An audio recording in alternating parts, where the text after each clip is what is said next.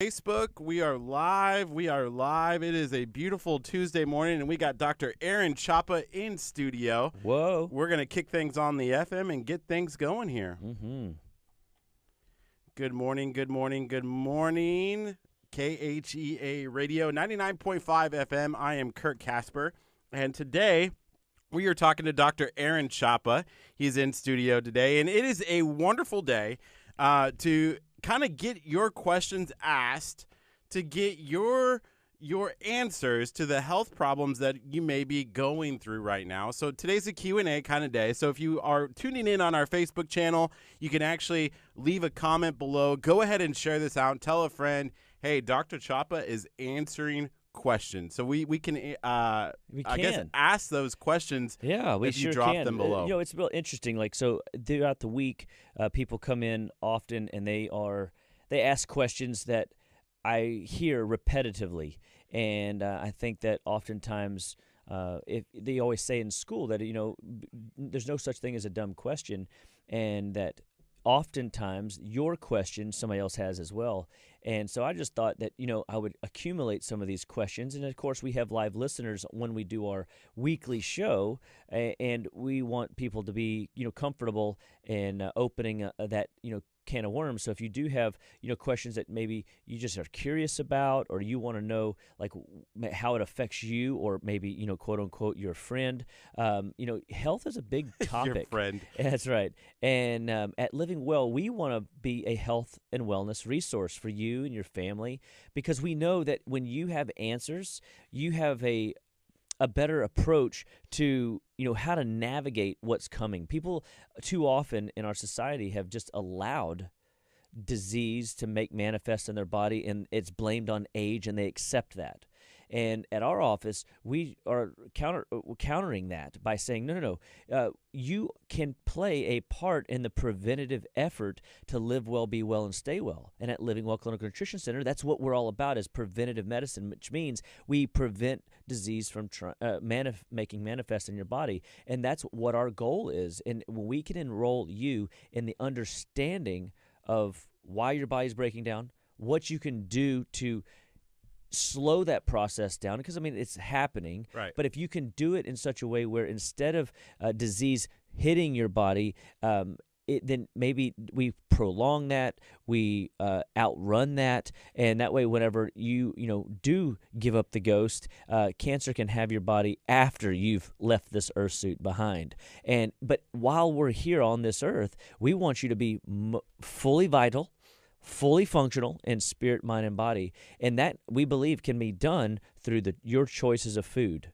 That can be done through your choices of lifestyle. Right. When you go to sleep, how much water do you drink? And so these are the types of questions, we're going to kind of dive into. Just even on the way over, when I was getting out of the car, one of my mentors sent an email out, and it was just awesome because I just like the graphic. And the graphic is very simple, but it just has the gut microbiome. People have heard of the gut microbiome, and that gut microbiome is there we go. There. The gut microbiome is a brain contributor. If your gut microbiome is healthy, your brain is healthy. It is what they would call the metaphoric fountain of youth. It looks like a circle of life. Kind of thing. Interesting. A circle of life filled full of microbes and microorganisms of many species and kind, and they influence our brain and how our brain functions. And so too often, like I've always said, your gut is where we start. The gut-brain connection. It's like this. Yes. It just goes like it this. goes up and down and all around, baby. And so if we can get that gut working, if we can get that gut healthy and strong, your brain's going to be healthy and strong. And who doesn't want a strong brain, a functional brain that is able to multitask, that is able to be creative and think up new ideas and to come up with content, names, numbers, words on the fly whenever you're interacting with people. I was so excited when at our Wellabration that we had on the 24th, because I saw patients I hadn't seen in months, years that had come out to support us. But it was amazing because like supernatural name recollection came back, and I think that was a bit of the Holy Spirit helping me out. But at the end of the day, I just felt so like, wow, like these people's names are just coming to me, and I've always made a point to try to like practice that. But man, it just felt good to know that my brain is still fully firing and doing great things, and I just want to see that continue. Yeah, it's really all kind of interconnected, and we already got some questions that are coming in. Whoa! We are going to be doing some Q&A today. Living Well Clinical Nutrition Center has the first question. It says, "How is everyone doing this morning?" Oh, woo-hoo! I think I pray and definitely know that you guys, if you're tuning into the show, you're doing fantastic, because that means you have already chosen health and wellness. You're making health and wellness a priority, and you're listening to educational material on how to be better, stay better, and live better yourself. I think that's great. So if you have a question, go ahead and ask it in the comments section. If you're listening on KHEA Radio, you can go ahead and send us an email at khea@khearadio.com, and we'll ask those questions to Dr. Chapa. First of all, Dr. Chapa, the first question here. I'm 40 years old. This isn't me. This is somebody else. Okay. I was going to say you aged 6 gonna years in a week. I was going to pretend to be 40, but I look good for 40. Yeah, no doubt. I'm 40 years old, and I'm told I should do a colonoscopy. Are you a proponent of colonoscopies? And can you first maybe describe what a colonoscopy is? Sure. So colonoscopies is that 4-letter word that most people don't want to embark on, because it's that they have to drink this magical potion to clean out their bowels, and then they take a camera, and if you will, a camera about the quality of our cell phone cameras, which is pretty high quality, but it's nothing like microscopic and depth, right? It's just going to be the naked eye. And what they do is they take that camera and they run it into the bowel, and they want to see what your colon looks like from a health perspective. Do they see inflammation? Do they see irritation? Do they see polyps? Do they see ulcers? Do they see what we call gross abnormalities? Not like gross like in ooey, but gross in the fact of large, or something that the naked eye in this camera can foresee and get an image of. And then they would take and make a decision. Are they going to biopsy that tissue?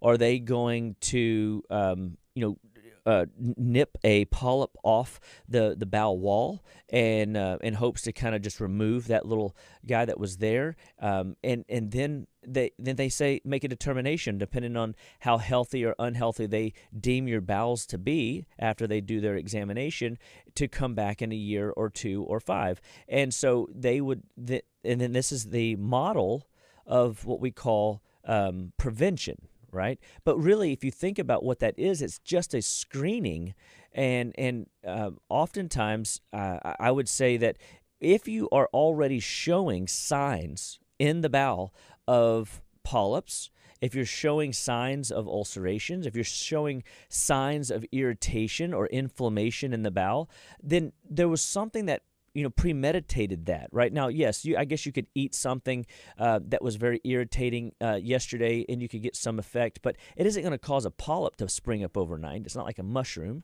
but we've got to look at what are we actually evaluating, and what are we really hoping to determine with a colonoscopy? And so, am I a proponent of it? In some respects, I could say sure, but I think there's a better test. And that better test is something that you can do without going through the process of a colonoscopy, which is a stool analysis. And I'm not talking about just a standard stool analysis that most medical GI docs run, which is basically looking at what we call pathogenic bugs, Salmonella, for example, or right. E. coli, Shigella. I mean, we're looking beyond that. Because most people aren't coming home from a third world country and having these massive Montezuma's Revenge type bug attacks and these major bacterial, parasitic, viral, pathogenic effects. from other cultures influence your gut ecology and overrunning it. They have what we call commensal disruption, dysbiosis, a bowel flora that's out of balance. That's all that really means. And so that's what Americans, any culture would have. If I went to any culture and started doing stool testing, I would find that based on their species of bacterium, their gut microbiome, there would be imbalances that we could work with right out the gate. And so when we use a company called GI Diagnostics, diagnosticsolutions.com, and when we look at a stool test, we look at those pathogenic major influencers, and but we oftentimes find that those don't show up, like I said. So we got to run more. We look at what we call H. pylori. We look at H. pylori with staph and strep, and if we see a pattern of those two bugs present, and the patient has symptoms of GI distress, we can make a logical assessment that there is a bacterial overgrowth that is affecting the bowel. And so then we would then take and study further and look at the normal bacteria that live in the gut, and we can ask questions. All right, why are these guys out of balance? Are they out of balance because on the next page we look at what we call opportunistic bugs? So I look at like this GI study to give us insight to the neighborhood for which you're living. So if you were new, to Texas or new to a new state, and you're going to go, well, I don't know where to move. And you would like to get some idea on safety might be an important factor for many people. If you move into a neighborhood that has known vandal activity, known theft, would you move there? No. Most people probably wouldn't, right? Right. And so if we look at the bowel the same way, if you have a GI tract that's full of what we call opportunistic hoodlums that are going to make an opportunistic run at you when you have your guard down, you are susceptible. And those guys can also be what we call opportunistic bugs, bullies. They can bully your normal flora into submission. It's funny because you talk about, taking care and protecting yourself against these things, right? Well, you take a training class, you go to M6 Global Defense and, learn how to protect yourself against someone who's wielding a knife or wielding a gun, So these are just the same kind of way you would take that class. Here's what you do. It's totally, that's a good, we sometimes don't think about internal training, understanding. Like we live in a culture today with information overload, but we can look to resources that have been tried and true, and that's what we want to be at Living Well, is a tried and true health and wellness resource for you and your family and your loved ones. That we study this stuff, we look at this stuff, we go to seminars around this stuff, we collaborate around this stuff in order to find out what is the best way to evaluate whether or not your health is in check. And just like, my friend Brimhall was talking about, he said that, when we look at the gut health, we can determine the brain health. Well, how many people know that they have Alzheimer's or dementia in their family upline? And if we could do something in your microflora, your gut lining, to evaluate, where are you right now at 40 years old? Where are you at, the test is a little expensive, but at the end of the day, it's what I call the Rolls Royce and of GI test. And when you look at the GI markers, and if you can see that those markers are giving you checkpoints that, yes, you have a bacterial overgrowth that is not necessarily pathogenic, but it's bacterial in nature enough that it's suppressing your good guys, we can do some weed and feed and clean up your GI tract and make it more efficient in how it digests food and how it absorbs food. Because you could eat the best quality food on the planet, but if you can't digest it and absorb it, is it any better than you eating processed junk food? Right. Maybe not. It still could potentially be inflammatory because the body can't break it down. So now you got this giant sticky tumbleweed going down through your tube, and your system is getting irritated. Yeah, if your stool is orange, you should probably see Dr. Chapa. Yes. All right, so we got a couple more questions here. They're coming in on Facebook, and we also have some others that came in as well. So there's one I really wanted to touch here. It says, this is from Noah Paul. Noah, I hope you're still watching so we can answer this question for you. He said, What's up, Noah? He said, since I had pre-cancer, which first of all, I've never heard of that before, so that's kind of interesting to me. How can we slow down pre-cancer or normal cancer? So, again, when we look at any type of precancerous condition. What is that? Can you first define that? Because I've never heard that before. Yeah, basically it'd be you start having symptom patterns that have what we call cues that a person has got blood markers or some sort of markers that are insinuating cancer is in what we call not just a bacterial infection phase. It's progressed into autoimmunity or a precancerous state. Okay. So it hasn't, because your body, our bodies, everybody's body goes in and out of cancer states up to 165 times a day. Your immune system and your blood DNA is designed in order to recognize those bad cells and deal with those cells and escort those things out of the body, and then your body is able to, like, for the most part, be healthier throughout your day, your week, your month. And so one of the things that we want to look at when we're dealing with any type of autoimmune or advanced cancers type of situation is we want to make sure, again, just to kind of follow up what we just talked about, that the bowels are moving every day. If the bowels aren't clean, if the bowels aren't running efficiently, and your ability to absorb food and nutrients goes down, which creates a nutritional deficiency, but then it also can clog up the lines. John Wayne had up to 30 pounds of funk and trash stuck in his bowels when he passed away of colon cancer. And a lot of people have more than their allotted bowel health filled full of trash and funk that they can't get rid of. And it's stuck to the walls. And I find that people do not calculate the cost of carrying that extra trash around day in and day out. It'd be like if you aren't having a bowel movement every day by 10 a.m., you're late. Your bowels are most active between 5 a.m. and 7 a.m., and you should be having a bowel movement inside that time frame, or at least within 15, 20 minutes of waking up. So some people might work shift work, and they miss that quote-unquote window. But what I say late is because now you're carrying all that toxin from last night into your mid-morning. I don't think I've ever had a bowel movement early in the morning. Like, we're talking about, like, number 2, right? Yes. No way have I ever in my entire life had a bowel movement in the morning. In my entire life. Like, from a little kid all the way to now. I don't think in the morning. It's always maybe in the afternoon or in the evening time. Yeah. Never in the morning. And what if I told you should be having a bowel movement 1 to 3 times a day? No, like maybe once a week. Yeah, no, I'm just kidding. Gosh, kidding. I hope not. I'm not that bad. But here's the deal.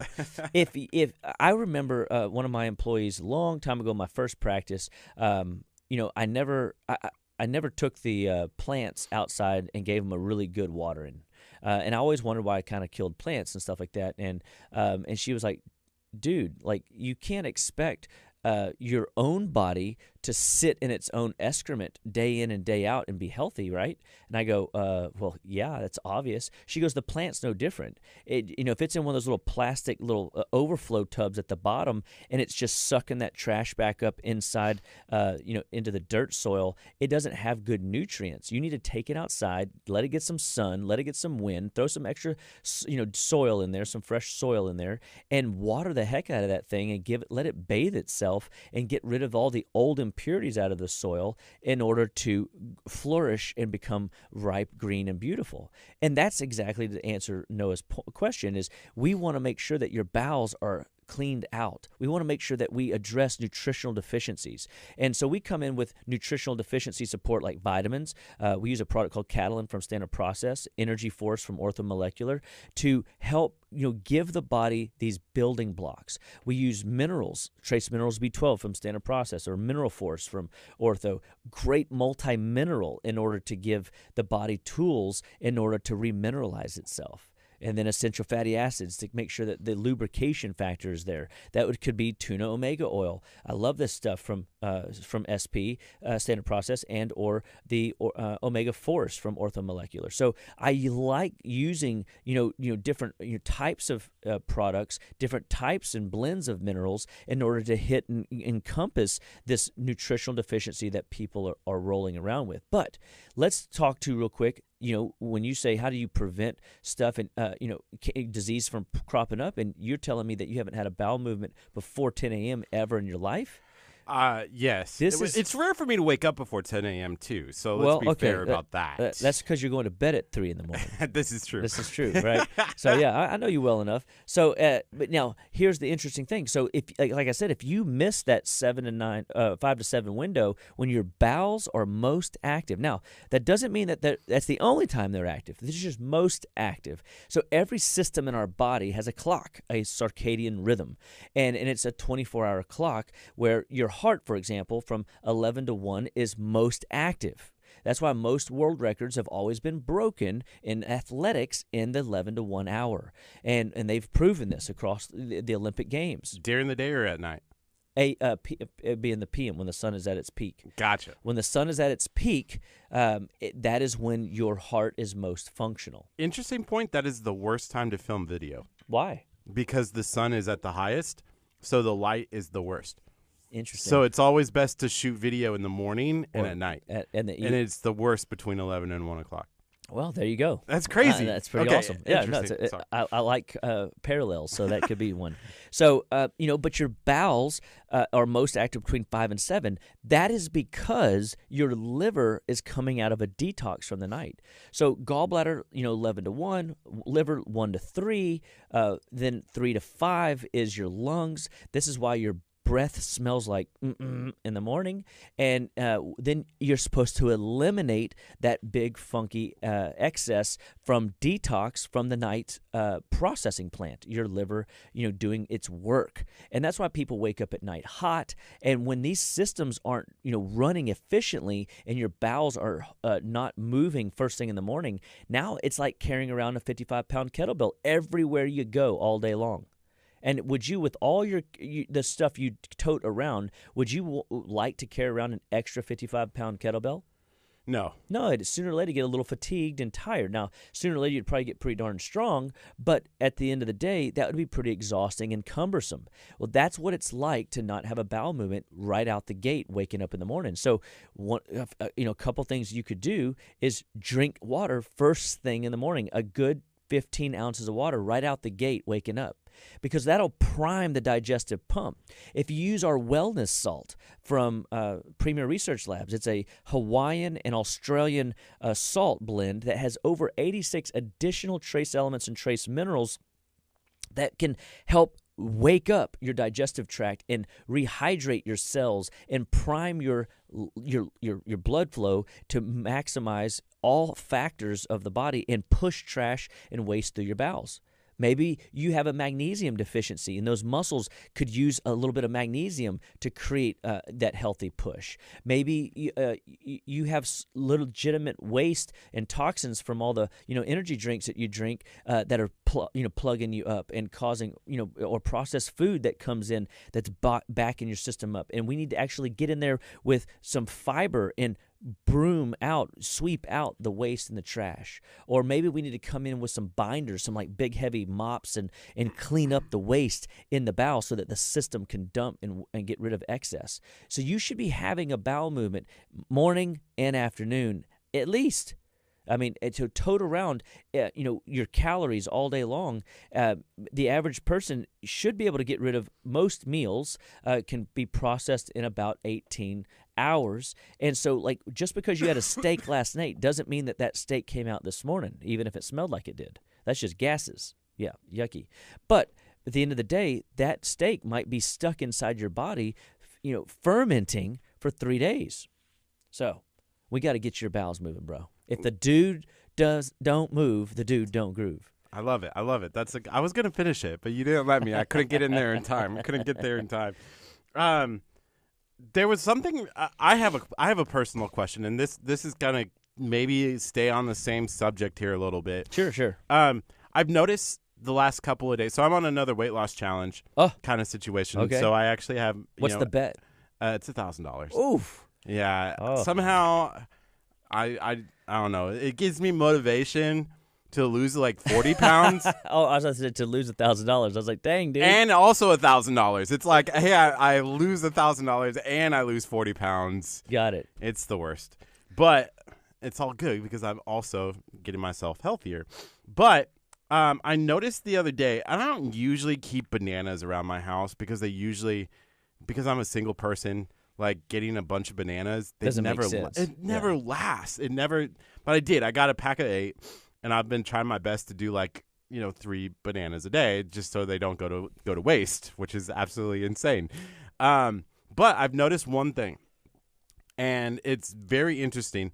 I was really tired on Sunday, like absolutely wrecked. And I started doing the bananas Sunday night, Monday, and Tuesday. And I've actually slept.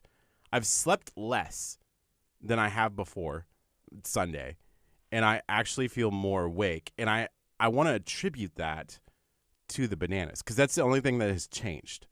And Okay. I just thought it was interesting. I didn't know if there was something that so I was... here's my thinking around it, right? Let's just say if we try to find some value in your banana choice, it's got minerals in it, some potassium, for example. So maybe I was low. And maybe there was low. And potassium could be very good circulatory wise, and it could give your blood flow a little bit of lift. But on the flip side, 3 bananas a day is over the allotted liver capacity to handle fruit sugar. I'm not eating 3 bananas a day. I was making a reference that I'm like, I have to in order for them not to go to waste. Sure. Is what I'm saying. Yes. Okay, yeah. So, but at the end of the day, when we assess people's food diaries, we're looking at their fruit content, like how much fruit does a person actually eat in a day? Because the more fruit you eat, there's a sugar source in there called fructose. No, I'm just kidding. Right. I'm kidding. And fruit sugar, Zero. In excess of 25 milligrams a day or grams a day could cause your liver to back up, and you can develop a cirrhotic liver, fatty liver that is not alcohol based. Just through excess fruit sugars, because your liver is what processes that fruit sugar, and if that's all a person's consuming, which a lot of kids today, all they eat is fruit. A lot of adults today, I had a lady bring me yesterday, a bushel of grapes and say, "I eat a ton of grapes every day. Is this too many?" I'm like, well, I mean, the whole jug of watermelon, Yeah, that's right. And so, I mean, fruit sugar is not bad in and of itself, but it can be if that's the only source of, impact you're getting. And now you put this in, and it does give you some mental alertness, but is it sustainable, right? Well, I mean, if that was all we were eating, but sometimes fruit or bananas are also harder to digest, so I've seen them constipate people. I've seen people get a little boost of energy and then they crash and burn. Sometimes it always comes back to that. Well, I mean, I'm telling you and so I hate to be always, well, sorry, dude, you're, good, healthy choice of banana, because at the end of the day, look, if bananas are going to wreck your health, I mean, think about that is a banana really going to wreck your health? No, it's everything in addition to, right? But is there, if the banana is the only fruit you're consuming, and you're consuming quite a bit of it a day, I wouldn't go there. But we got to look at the fructose burden, is all I was talking about. Is we got to look at the overall consumption of fruit that a person consumes in a day. For me, it's crazy. That's just something I noticed. But there's a lot more questions that are coming in. If you're tuning in on our Facebook channel, KHEA Radio, if you're listening on the FM, 99.5 FM, we're taking questions from Dr. Aaron Chapa from the Living Well Clinical Nutrition Center. Dr. Chapa, one of the things that is very interesting about this time of year, about fall, and we've talked about this ever since you started coming on in 2018? 2018. Yeah, golly, it's a long time. 4 years. It's great. 4 years. Every time around this time of the year, and I've never thought of it until you brought it up before, is that in the fall, season changes, the weather changes, and that can affect how our body operates if we're not taking the proper steps, especially the day after Halloween. I've never thought of this before, but you consume all that candy at night, you're you're not going to feel good the next morning, right? So how does the weather like affect and what steps can we take as fall and winter comes up? And building like a healthy immune system and building stuff? a healthy immune system. Well, I think that, just as for people that maybe it's a new concept to them that we teach at Living Well, that, flu season starts on the 1st of November because of all the candy and sugar consumed on the 31st. And sugars can weaken, sabotage, paralyze your immune system for up to 8 hours. And so now you're vulnerable to pathogenic attacks hitting the sinuses, hitting the upper respiratory system, all that sugar and candy blocking up the bowels again, and stagnation breeds infection. So if things don't move well, if the dude don't move. Oh, my mic is off. The dude don't groove. That's right. That's right. I wonder if people could hear me in the back. Oh, my mic's not on. It'd be like, that's okay. What we need is like one of those little sound somebodies that makes those little funny sounds. Wah, wah, wah. Yeah, that's right. Or So. Sorry. I don't know. It makes me think of a joke though. Let's see if I can do it. I'm trying to debate if I should. My frontal lobe is assessing. Yeah, we're gonna do it. If I were to say, because just making these sounds, right? Clop, clop, bang, bang, clop, clop, bang, bang. You know what that is? I have so many. It's an Amish drive-by. Wah, wah, wah, wah. KHEA just got canceled. Don't quit your day job, they say. Okay, I'll get back on topic. Topic. Oh. I'm telling you. Okay, here we go. That's right. So going back to your immune system, let's talk about what I do know, and is that when your immune system is paralyzed or your bowels are stagnant and you're setting yourself up for an infectious attack, you've got to be proactive. What are you going to do to make sure that the floodgates are open? Number one, assess. Make sure that your system is in a position, if you're going to eat candy, limit the candy. Make sure that you don't overconsume. Make sure that you're taking intestinal cleanse number 1, Colax, or intestinal cleanse number 3, the night of your candy processed food venture, so that you know that your body has a chance at pushing that mess out. Maybe do a 5-day intestinal cleanse 2 protocol, which is a bentonite clay and activated charcoal and some gentle herbs and fiber to help push and pull waste, trash, and funk out of your bowels for 5 days right into November. That way you're preparing yourself for the holidays, but you're also eradicating all that processed gunk that you just put in. And so let's start there. Let's take a if you're, for example, if your temperature is always running 99 to 101 or heavy, even higher, if you really have a real fever, 101 to 103, man, let's run Congaplex, one of my favorite products to build and booster and bolster the immune system for the month of October. You could take through, October, do Congaplex, which is basically going to upregulate the brain to fire off down to the gut lining and immune system of the gut to be more proactive and alert to any bugs or pathogens that are present. It's got vitamins A and C in it that help to thicken and strengthen your digestive tract lining and feed mucous membranes to help the secretory IgA markers come up, which is your immune basically pathways in the GI tract, and then it stimulates T cells, natural killer cells from the thymus gland by feeding into that system, and then just giving your body basic calcium and magnesium. And so like Congaplex is one of those like immune boosting products, but it's also like acute infectious support. Like if you've got an active infection right now, sinuses are all gummed up, you got congestion in the back of the throat, raw throat, you could use some Congaplex. Take 3 times a day, and tomorrow you'll be 90% better. How does that happen? I didn't treat the infection. I supported and fed your immune system and made it more strong, fast, and strategic in order to go and fight the good fight.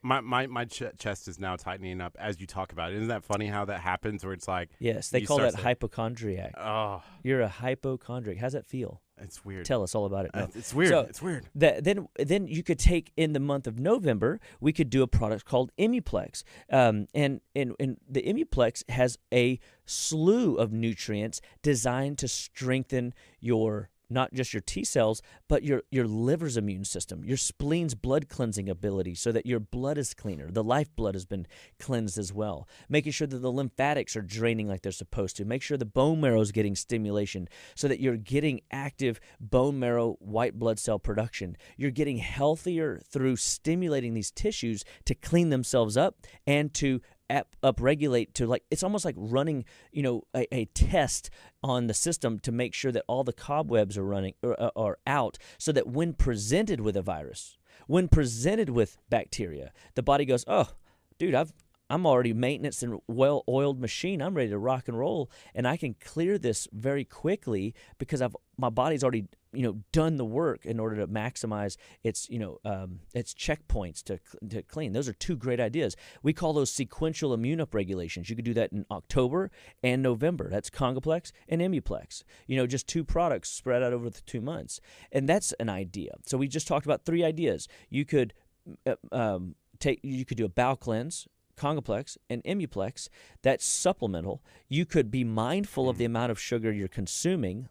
You doing it every day or once a week, or only on the 2 holidays out of maybe the 15th and the 31st. That way you give your body plenty of time to process out all that trash that's slowing you down. And so we just got to get conscious about what we're doing and recognize, hey, look, just because your coworker has a bag of M&Ms, Starburst, or Skittles sitting on the table doesn't mean you need to walk over to their cubicle and get your hand all sticky from all that candy. Does Lifesavers count, like the mints? Because I definitely go and get some of those. Oh, yeah, probably I'm sure you do. like 5 or 6 times a day. Make my rounds. I would say you might find that you are a sugar addict. But they're sugar-free. Oh, even worse. I like that they just makes my breath smell better. You know what you would be better off doing is getting some peppermint oil. And make sure it's a consumable kind. The one at our office, we have 2 different blends, but it's just peppermint, and you can put 1 drop under your tongue. Your breath will be fresh. I also like crunching on the hard candy. Well, yeah. Again, I just like that, but I know it's bad for my teeth. It's the artificial sugars is bad for your liver, your kidneys, and every cell in your body. Nothing below your taste buds can use it or wants it. Sugar is nothing below your taste buds can use it. Well. Right. And so, yes, it's bad for your teeth, but it's bad for the cells all throughout your body. So, no Lifesavers. We don't want that either. But at the end of the day, you got to think, how often do you visit and frequent the candy jar? Probably like 6 or 7 times a day. Got it. No, hour. Per hour. Oh, per hour. So now we know why nothing here at the church gets done. Wow. Oh. You just ratted on yourself. Dang. So immunity is a big deal. So it definitely can come in and support the immune system actively or acutely or chronically. If you've had something a long term, what we can do to actually fix that is something that we would do and teach you how to do at Living Well. All right. If you're watching on our Facebook channel, KHEA Radio, or on YouTube, KHEA Radio as well, if you're listening on the FM 99.5, you can actually send us a message. Comment below if you have a question. Dr. Chapa, this is it's maybe 2 different answers, but I feel like it may be in the same category. It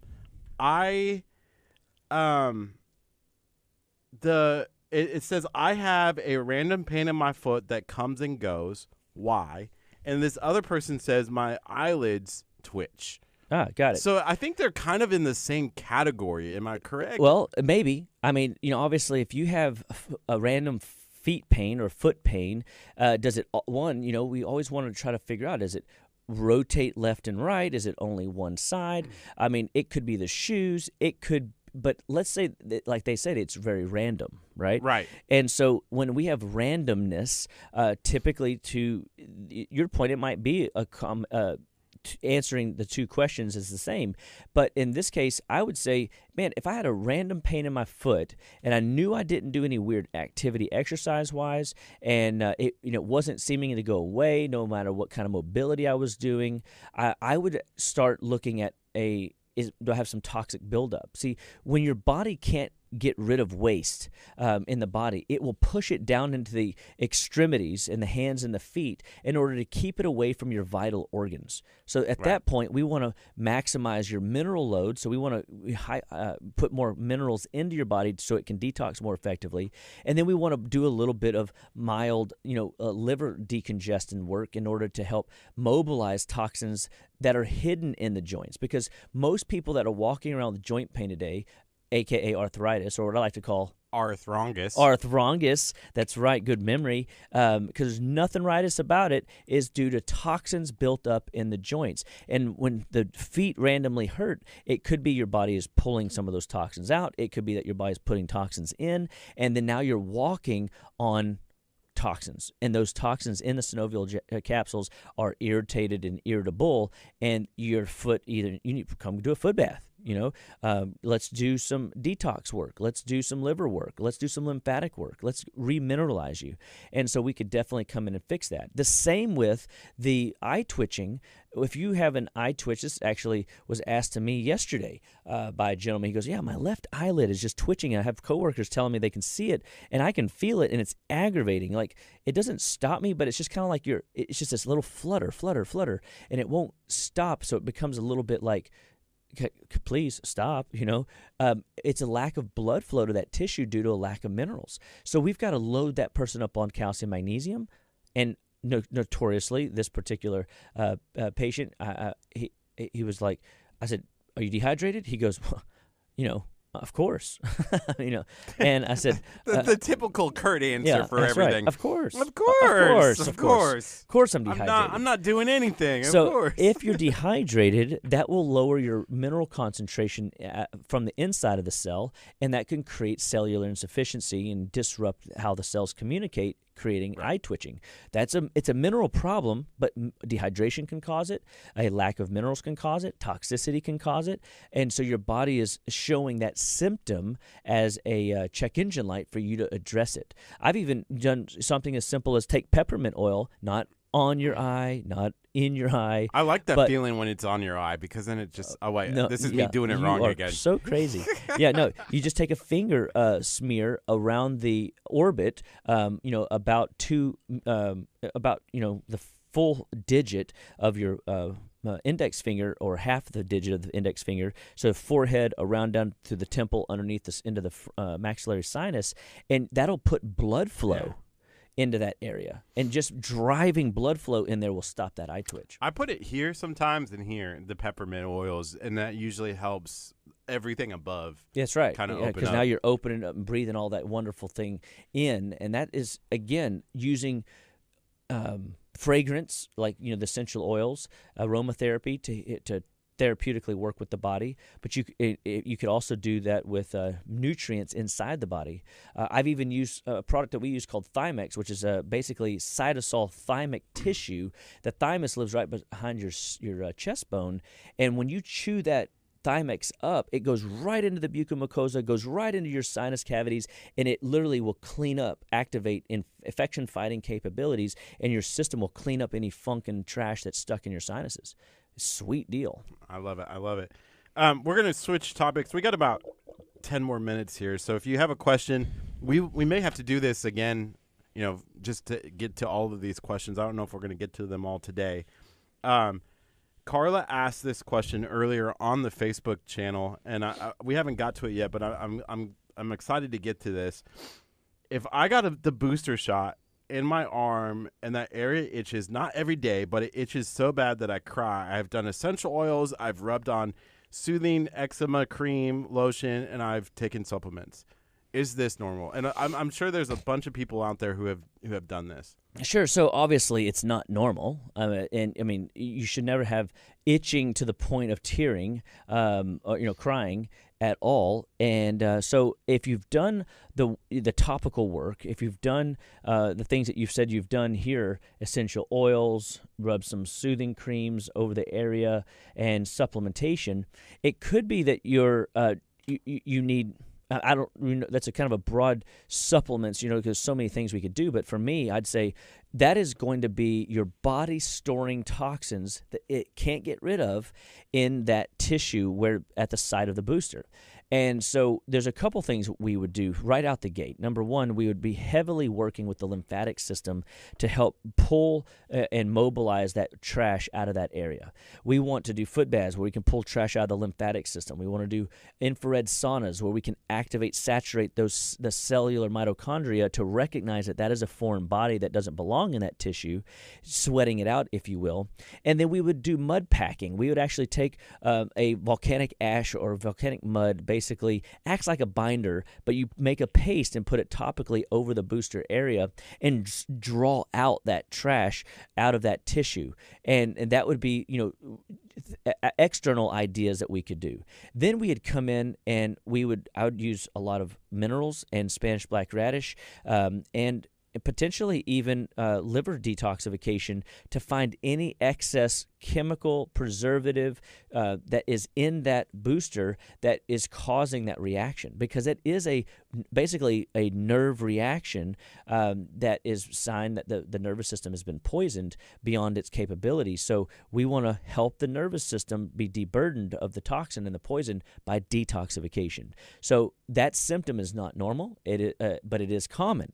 And more people that have had the onslaught of these boosters over the last couple of years definitely have had weird neuro-type symptoms, and it's toxicity, like the foot, like the eye pain, storing trash in weird places of the body. I mean, you got to remember, these toxins are heavy, right? These heavy metals, these heavy chemicals, and so they just settle into our tissues and become a part of the tissues. Now your body has to work around a mess. We've got to get the cell so healthy again that it recognizes, hey, that is not an organelle. That doesn't belong inside this room. I need to kick that thing out of here. It's, as a matter of fact, it's stealing energy from the cells. And so now the cells aren't fully functional. They're not listening to the nervous system's cues and commands, and nor are they responding back to the nervous system like it's supposed to. And therefore, it's creating a neurotoxin. And we can clean that out. Clean that up. This is a question I've always had, because when I was in college, speaking of neuro damage, I had like a chiropractor one summer. I used to have back work done regularly. They would go down my spine and find the bad ones and jostle them out. But he said, hey, we did a scan of your nerves on your back, and it was just like one of those. This was a long time ago, but he's like, hey, you have some of these nerves that are dead. They're not firing right now, and it's due to the back being out of line and whatnot. But I always wondered since that, I was like, if your nerves are dead, how do you get them back? Like, can they come back? I mean, he probably, and this is what I remember, like in school, a doctor was recorded by a patient saying something about, this is like a brownout. And I think he meant to say blackout, but in the video or the recording he said brownout, and he was talking about the nervous system basically misfiring. Right. But can you get them back? And yeah, because it's just a misfire. I mean, can you have true blue nerve damage? Of course you can. And they say that, like, when you have neurons in your brain that die off, that you lose those. They're dead, truly, right? You can't get them back. But you can't. But in this case, what he was describing I don't know what he was actually trying to say, but me just kind of walking you through the idea that you don't have dead nerves back there. I mean, otherwise you would have other sensations right now. You'd have, numbness, you'd have tingling, you'd have burning, you'd have some sort of deep type of pain or dysfunction in the muscles that you would know something was legitimately wrong. What he was saying was that the nerves aren't firing to the muscle appropriately. Therefore, we need to jostle this area, adjust this area, toggle this area in order to maximize nerve efficiency. So let's say that it was only 30% firing capacity. Well, I want the other 70%, don't you? Right. So that's what he probably meant, is you had 30% of the nerve stimulation to the area of concern. he was going to toggle and work the area over in order to get the nerves back up to 80, 90, 100%. But people do lose nerves then, right? Of course. How? It's a tissue, right? So it's like just like every other tissue, it's susceptible to trauma. It's susceptible to toxin. It's susceptible to the elements, the environments, and it's susceptible to deficiency. And if you put those pieces in, it's going to completely, or it's going to potentially die off. Like if I starve you, yes, I mean you could lose weight, but if I starve you and you become so emaciated that you die off, we took it too far. So a nerve that is not functional. If you don't move, the dude don't groove. If you don't use it, you lose it. And so like nerves need fuel, yeah, and they need stimulation. Yeah. And so if you're restricted because of pain, trauma, injuries, things of that nature, or toxins, we've got to find the burden, release the burden in order to give you full range of motion again. Because, your nervous system and muscle system and joint systems all are dependent on full ranges of God-given design of motion. Like how flexible are you? How mobile are you? How fully mobile are you in an appropriate plane? And we've got to help people stay active and mobile and strong in areas where they are currently weak because they haven't practiced. And that's what happens as we age. We see the elderly population less and less and less active, less and less blood flow, more and more stagnation and bad food now poisons them, and their body gets less stimulation and less good fuel in order to create healthy aging processes. Yeah, so I guess the simple answer for this, and maybe we can get to one more question here. Sure. But it's if you start experiencing something that doesn't, if the check engine light is coming on, yes, you need to go and get it checked out. Absolutely. Like you should not sit there and drive for another 5,000 miles. Absolutely. Not getting an oil change. And it's easy, right? Because people oftentimes right. think, hey, this will just go away. I try to get my patients to understand that, man, if you got a headache, I had a patient yesterday. They emailed over and they said, I just felt this massive, sharp pain in my head, and it was so sharp it scared me, and I feel like I need to go to the ER. Am I having a stroke? And now I've got a lingering headache and and I'm said that sure, it's possible.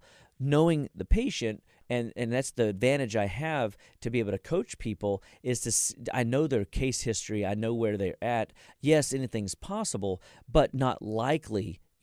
Are we dealing with a stroke in this case? We're dealing with an infectious pocket that it basically got released. We call that a biofilm breaking down, and it's such a massive immune stimulant. There's a lot of blood that gets in that area, and the nervous system gets stimulated to go on full bore attack, and that she felt this symptom. And then we immediately did anti-inflammatory work using a product called Proenzyme, which is plant enzymes, and some blood flow enhancers, and some anti-inflammatory deregulators, so that we could get that under control. Turmeric, circulation support, calcium and phosphorus and rutin, and different types of blood building support to help get blood over that area to heal that tissue. And that's what we start doing. We listen to the symptoms, and then we make a judgment call. And because most things are not an emergency, most things are your body cleaning up messes all throughout the day. It just you're not familiar with some of these feelings, and I've seen that same response happen in some of my sinuses. I heard that one lady said that she felt a hissing sound in her inner ear, and it stung, but then it went away. Your body is constantly working, and we just fear of the unknown, jump to conclusions. But man, there's so many easy things we can do. If I can just get you, do a phone consult, come into the office for treatment. Let us work with you to help you understand what your body is doing and what you can do to fix it. Awesome. Dr. Chapa, how can people get more information from you and give them some of that, the way to get Yeah. these questions answered really instead of on the air. Yeah, so this is always a fun time just to kind of field questions and help people appreciate like what you are dealing with. There's an answer. And Right. at Living Well Clinical Nutrition Center, again, we want to be your health and wellness resource, your number one health and wellness choice when it comes to alternative medicine, ideas on what your body's going through that you can address yourself that doesn't need an antibiotic, that doesn't need a steroid, that doesn't need some sort of advanced drug, right? So we are on your wellness team, and we're going to try to keep you on that wellness team out of the drug realm as long as possible so that you live your best life day in and day out and that you have the creativity and the fun that you expect out of life. So at justlivewell.com is our website. Our office number is 281-554-8600. And every week we come live on the show with stories like we're explaining today. And we have all these podcasts that we have posted for the last several years that you guys can have access to on all your social media platforms. Just look up justlivewell.com or Just Live Well or Living Well Clinical Nutrition Center, and you will find us on your social media network to continue the education process. But when you come in for a visit, we're going to help you see where your body's breaking down and what you can do to fix it.